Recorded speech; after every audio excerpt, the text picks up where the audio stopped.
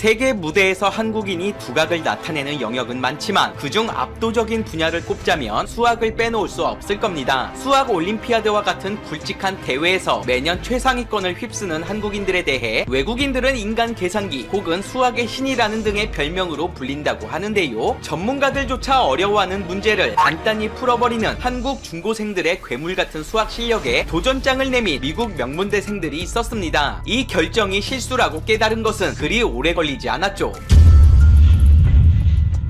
얼마 전 빗나간 교육열에 대한 비판의 내용을 담은 드라마 스카이캐슬은 비지상파임에도 불구 평균 20%대 시청률을 꾸준히 유지하며 갖가지 기록들을 갈아치웠습니다. 워낙 민감한 소재였기에 사회적으로 큰 이슈가 되기도 했는데요. 제작진들은 기획 의도가 무엇이냐는 질문에 교육이란 소재를 놓고 부모 자식 간의 진심을 묻고 있다며 강압적인 대학 입시 강요에 결과적으로 무엇이 남는지 되짚어보자는 의도에서 출발했다고 밝혔습니다. 또한 극중 리얼리티를 위해 학원가를 직접 취재하던 중 새벽 시간까지 우글거리는 학원가를 보고 크게 놀랐다는 소감을 전하기도 했는데요. 막장스러운 소재 때문에 적지 않은 비판을 받기도 했지만 제작진들의 노력 덕분에 적어도 현실성만큼은 꽤나 호평을 받았습니다. 코로나로 인해 당분간은 볼 수 없는 풍경이 됐지만 불과 1년 전만 해도 실제 대치동 학원가는 밤 늦게까지 불이 꺼지지 않았습니다. 한 티역에서 은마 사거리까지 약 1km에 이르는 도로 양측에 빼곡히 들어선 학원들은 그 수가 어림짐작으로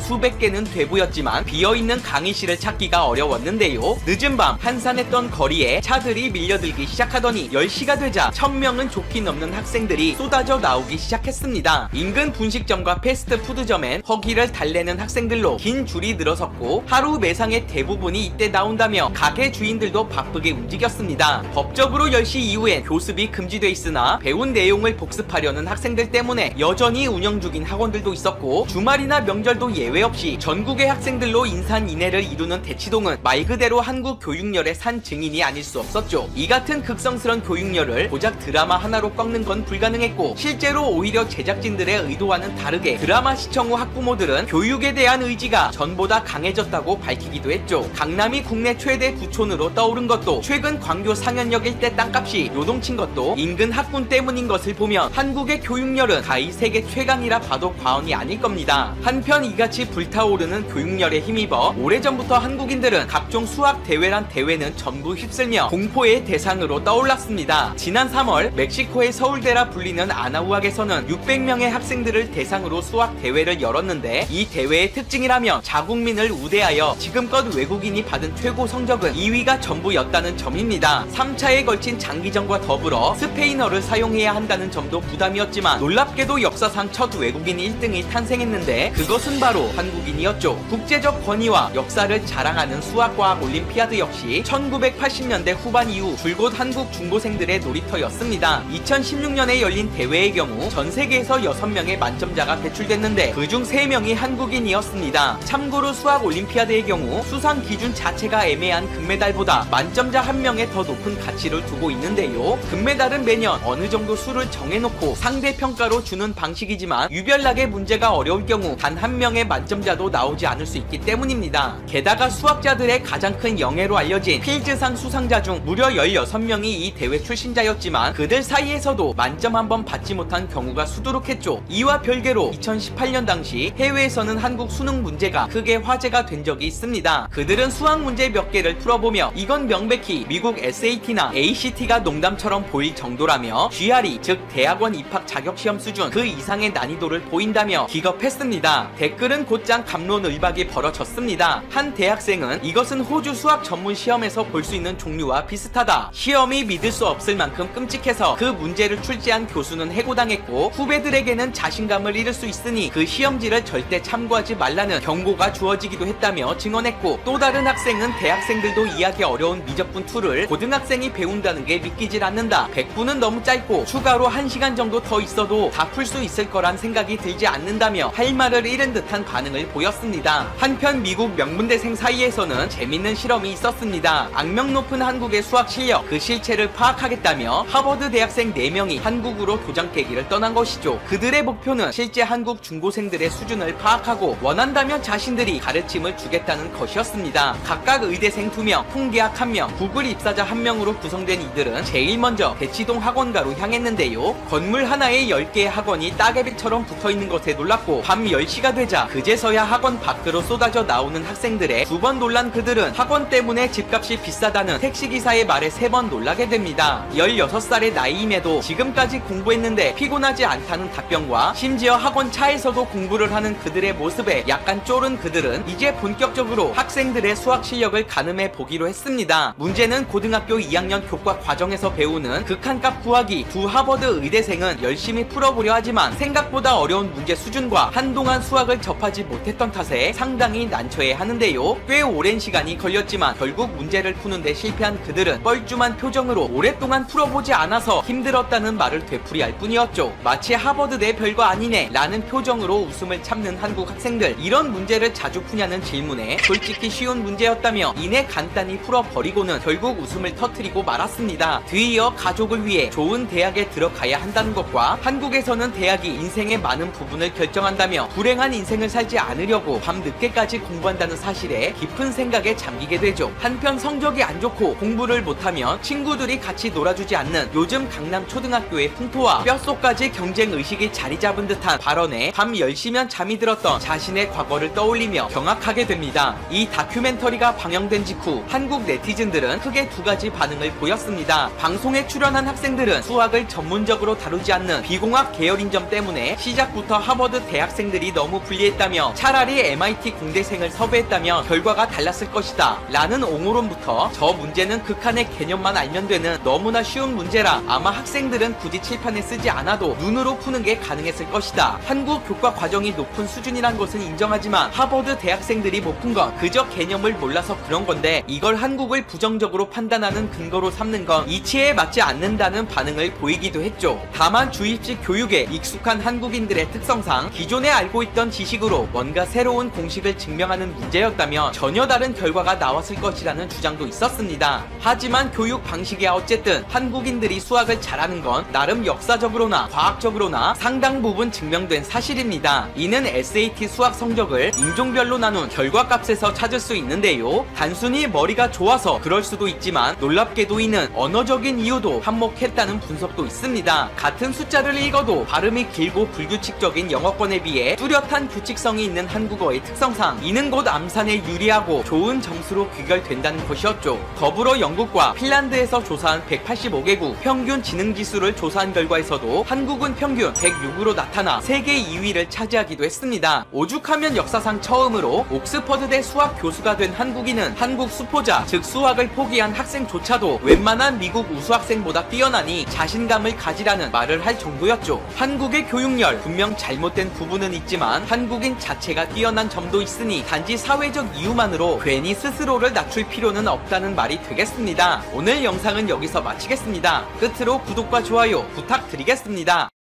드디어 이란 정부가 중대한 결심을 내렸습니다.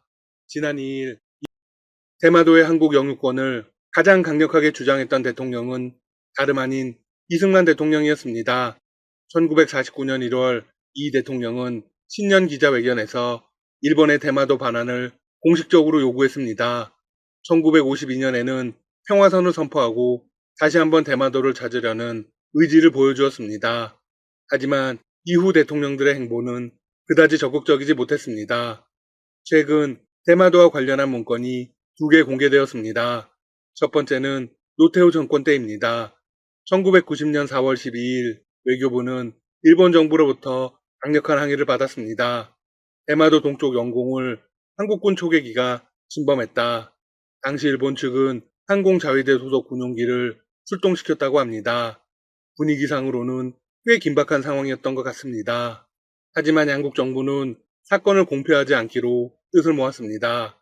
이유는 당시가 노태우 대통령의 방위를 한 달 앞둔 시점이었기 때문입니다. 기록에 따르면 당시 주한 일본 대사관은 항공자위대 항공기가 긴급 발진했던 사실을 알리며 이렇게 언급했다고 합니다. 영공 침해에 대해 유감으로 생각한다. 한국 측의 사실관계 조사와 함께 재발 방지를 요청한다. 의도적인 것은 아니라고 생각된다. 표면화를 원치 않아 문구가 아닌 구두로 요청한다. 그런데 문서에는 영공 침범이 진실인지 억지 주장인지에 대해서는 실리지 않았습니다. 따라서 일본이 당시에도 대마도와 관련해 얼마나 전전긍긍하고 있는지 알 수 있습니다. 또한 한국은 얼마나 소극적이었는지도 알 수 있습니다. 당시 한국 측이 대마도가 우리 땅이라고 강력하게 주장했으면 어땠을까요? 두 번째로 공개된 문서는 더욱 중요합니다. 일본을 뒤집히게 할 만한 내용이 들어있기 때문입니다.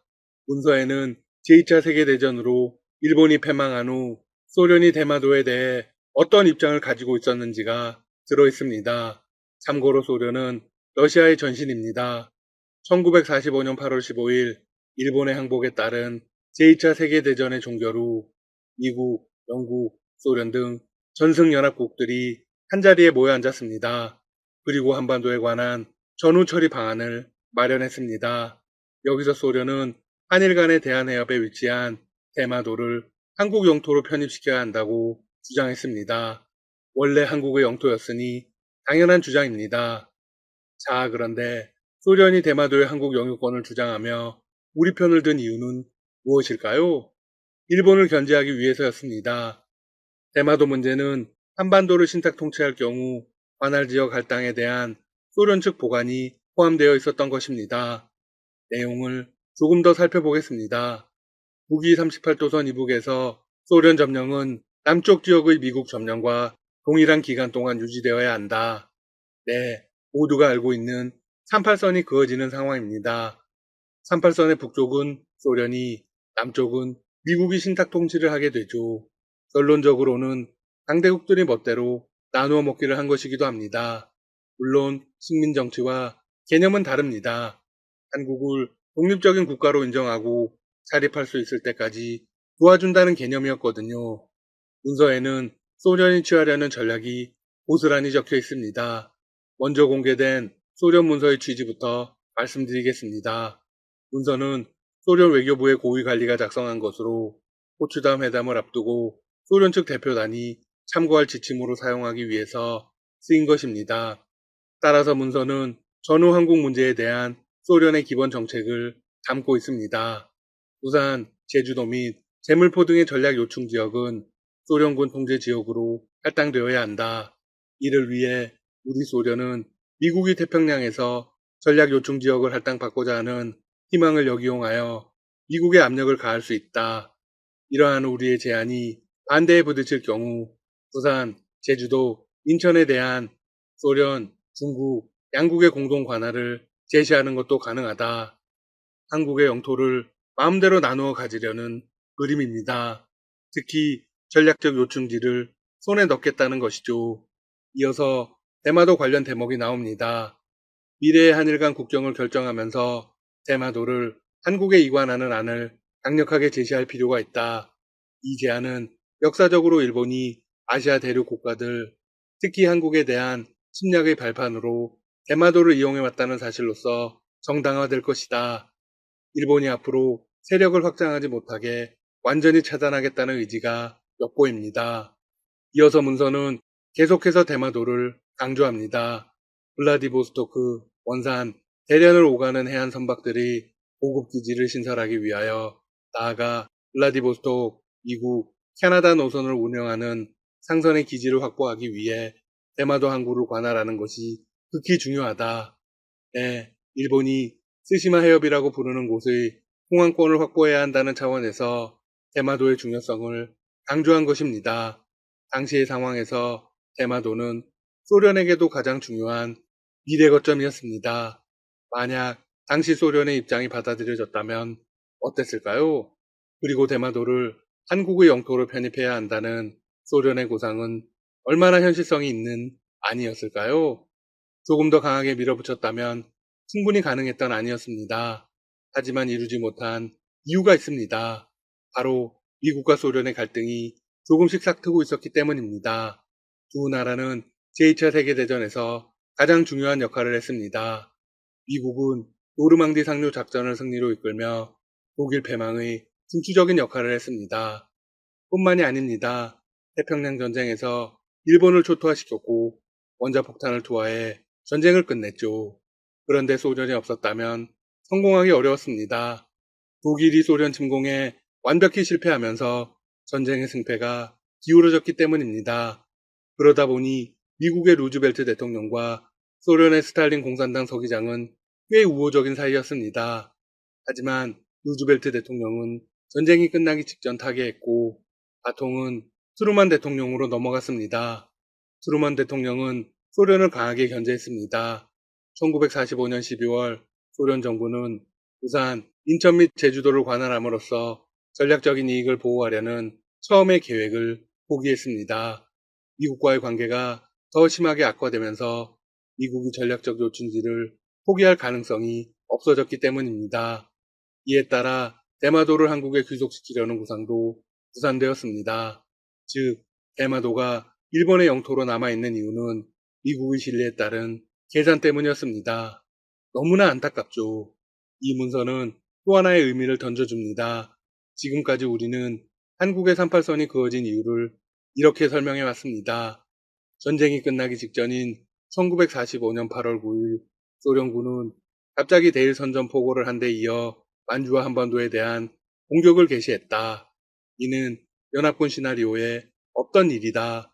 그러자 미국은 엄청난 위기감을 느꼈다. 한반도 전체를 소련이 점령할 수 있는 상황이 된 것이다. 하지만 공개된 소련의 문서에는 그렇지 않다는 내용이 있습니다. 해당 내용은 1945년 9월에 작성된 문서에서 나옵니다. 1945년 9월 소련의 목적은 한국 내의 모종의 공동관리를 통해 소련의 전략적 이익을 보호하려는 것이었으며 폴란드의 경우처럼 한반도 전체를 지배하려는 것은 아니었다. 당시 스탈린 공산당 서기장은 복잡한 계산을 하고 있었으며 구체적인 방안을 제시하기보다는 미국의 입장 제시를 기다리는 전략이었다고 합니다. 즉, 미국이 38선을 그어 소련의 남하를 제지했다는 것은 어쩌면 조작된 것일지도 모르겠네요. 아무튼 대마도를 한국의 영토에 편입하지 않은 건 두고두고 아쉬운 점입니다. 지금까지 닥터시사TV였습니다. 여러분 시청해주셔서 감사합니다. 구독과 좋아요 부탁드립니다. 이란 외무부는 억류 중이던 한국 화학물질 운반선 한국 케미오의 선원을 선장을 제외하고 모두 석방한다고 발표했습니다. 이란이 해양 오염을 일으켰다는 이유로 한국 선박을 납포한 지 딱 한 달 만입니다. 납포 당시 선박에는 한국인 5명을 포함해 선원 20명이 탑승해 있었습니다. 사태가 발생한 후 한국 정부는 발빠르게 움직였습니다. 외교부 차관이 긴급 방문했고 동결된 자금을 처리하는 방안을 제시했죠. 하지만 이란은 한국의 요청에 비협조적으로 나왔습니다. 그런데 왜 갑자기 석방을 결정한 것일까요? 네, 어차피 미국의 협조 없이는 동결 자금 문제가 해결될 수 없다는 상황에서 사태 장교안은 오히려 자신들에게 불리하다고 판단했기 때문입니다. 역효과만 낼 수 있다는 생각이 깔려 있었겠죠. 이란 측은 해상 오염이라고 주장하면서도 증거는 제시하지 않은 채 장기간 억류를 한 데에 대한 부담을 느꼈을 수도 있습니다. 이란은 한국 정부의 집요한 요구에도 지금까지 어떠한 증거도 제시하지 않고 있습니다. 한국 선박이 환경 오염을 하지 않았기 때문이겠죠? 이란이 나포의 이유를 대외적으로 해상 오염에 따른 사법 절차를 들었지만 속내는 그게 아니었습니다. 한국시중은행에 동결된 이란 중앙은행 명의의 자금 70억 달러, 우리 돈 약 7조 6천억 원의 해제에 있었습니다. 이란 측은 선박 납포와 동결 문제가 무관하다면서도 동결 자금 문제에 진전이 있으면 석방에 도움이 될 것이라는 취지의 메시지를 계속 흘렸습니다. 그런데 놀라운 건 동결 자금 해제 문제가 큰 진전이 없었는데 석방을 결심했다는 겁니다. 말씀드렸듯이 한국이 마음대로 해줄 수 있는 상황이 아닙니다.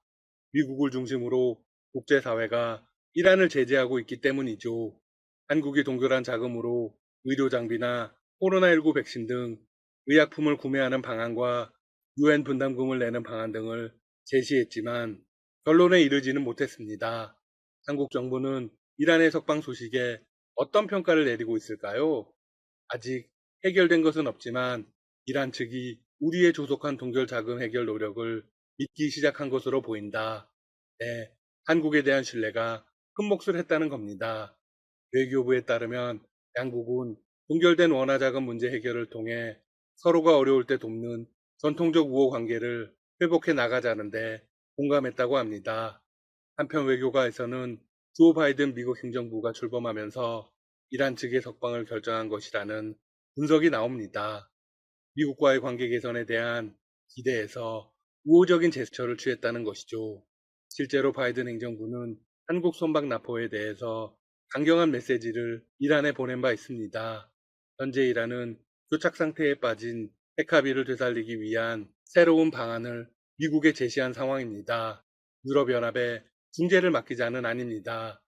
미국도 최근 이란과 협상 의지를 드러내고 있어 양국의 극적 협상이 이루어질 수 있을지 주목되고 있습니다. 지난 1일 이란 외무장관은 CNN과의 인터뷰를 가졌습니다. 그는 인터뷰에서 이렇게 발언했습니다. 이란과 미국이 핵합의에 복귀하기 위한 조건들을 EU에서 맞춰줄 수 있다고 말했습니다. EU 외교안보대표가 미국이 취해야 할 조치와 이란이 취해야 할 조치에 대한 연출을 해줄 수 있습니다. 이는 미국이 먼저 제재를 풀어야 핵합의에 복귀하겠다는 기존 입장에서 한 발 물러선 것입니다. 이란은 왜 EU 중재라는 새로운 안을 제시한 걸까요?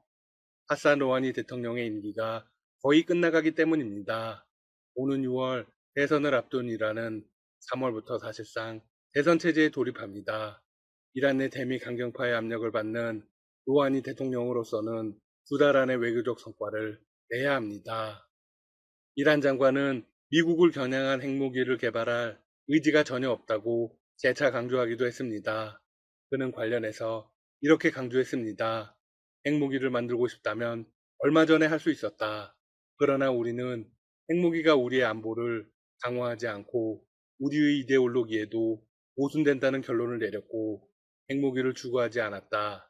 미국도 최근 대이란 협상 전담팀을 꾸리며 대응을 시작했습니다. 바이든 대통령은 지난달 29일 대이란 온건파로 꼽히는 로버트 말리를 이란 특사로 임명했습니다. 말리는 2000년 이스라엘 팔레스타인 평화회담과 2015년 핵합의를 이끈 백악관 관료 출신입니다.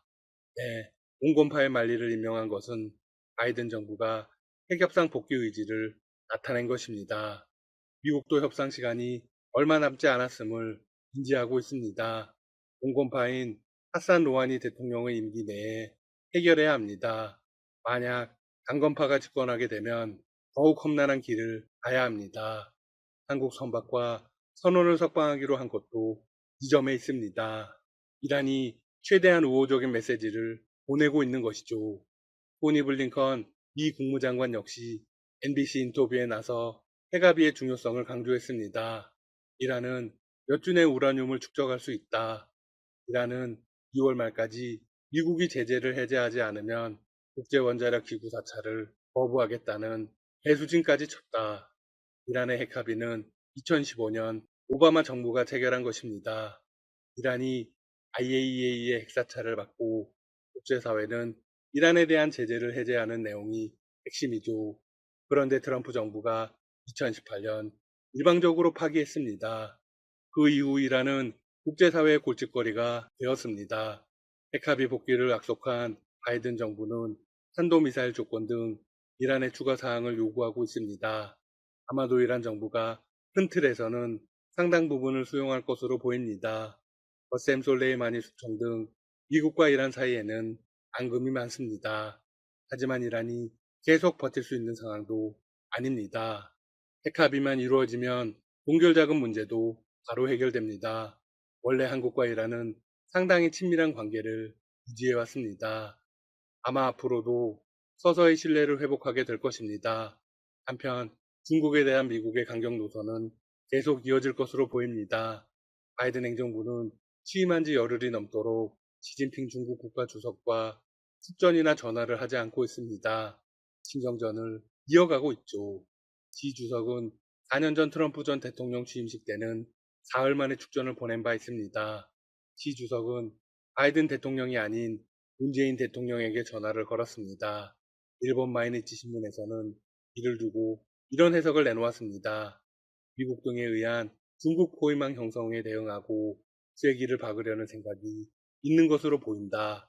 시 주석은 지난달 26일 다보스 주간 연설에서도 다자주의의 중요성을 강조하며 바이든 정부와 각을 세웠습니다. 미국의 새 외교수장인 토니 블링컨 국무장관은 필리핀 외무장관과 전화 통화를 해서 중국의 남중국해 영유권 주장을 거부한다고 공식적으로 밝혔습니다. 신장 지역의 인권 문제도 중국과 미국이 충돌하는 지점입니다. 앞으로 바이든 행정부의 외교를 지켜봐야 할 듯합니다. 결정적으로 이란의 한국 선박 석방은 참 다행스러운 일입니다. 지금까지 닥터시사TV였습니다. 여러분 시청해주셔서 감사합니다. 구독과 좋아요 부탁드립니다.